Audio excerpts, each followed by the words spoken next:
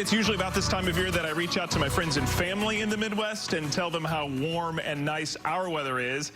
Can't do that this time around because it's not really going to be that nice weather-wise tomorrow. We've got a little bit of light rain and sprinkles out there now, but there's more coming over the next few days. Rain only for us, no talk of snow. It's not going to be cold enough as we're actually going to warm up in the next few days, but you can see there's plenty of moisture out there. Well, now we're not going to get all of this right on top of us. It's not going to be a washout or a flooding rain. There might be some thunderstorms on Friday, but it's kind of scattered showers on and off over the next couple of days. Now, tomorrow morning, if you're up and at 'em early, you will run into some patchy, dense fog. The fog forecast has reduced visibilities. Remember, on a clear morning, all of these numbers would say 10, as in 10 miles visibility. We're just not going to have that tomorrow morning. In fact, we already have some fog out there right now. So a foggy start and a very cloudy day to wrap up the year. We'll have on and off showers. It's not going to rain at your house all day long, but it could rain on and off like 3 times throughout the whole day, as we'll actually warm up a few degrees between now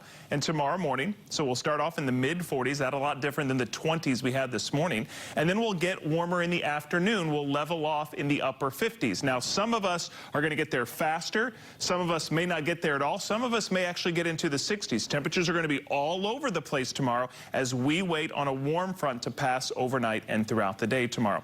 And there is nothing warm about today's super sunrise. First of all, we're going across the pond. This is from a friend of mine, Martin, in Southampton, the United Kingdom. That's southwest of London. It's on the south central coast of the United Kingdom.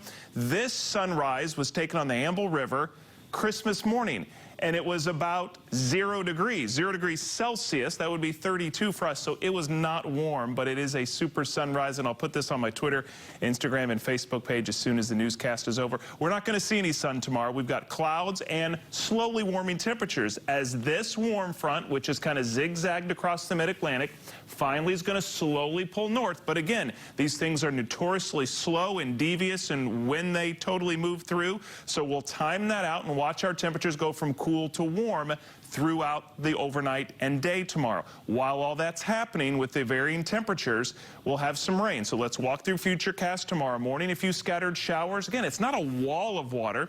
It's scattered showers about through lunchtime as well. Maybe some heavier showers and storms along the coast tomorrow afternoon.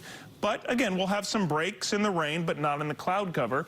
As we get into tomorrow night, more widespread rain moves through, and then we'll get a break overnight. More of the same on Friday. Friday morning, though, cloudy, dry.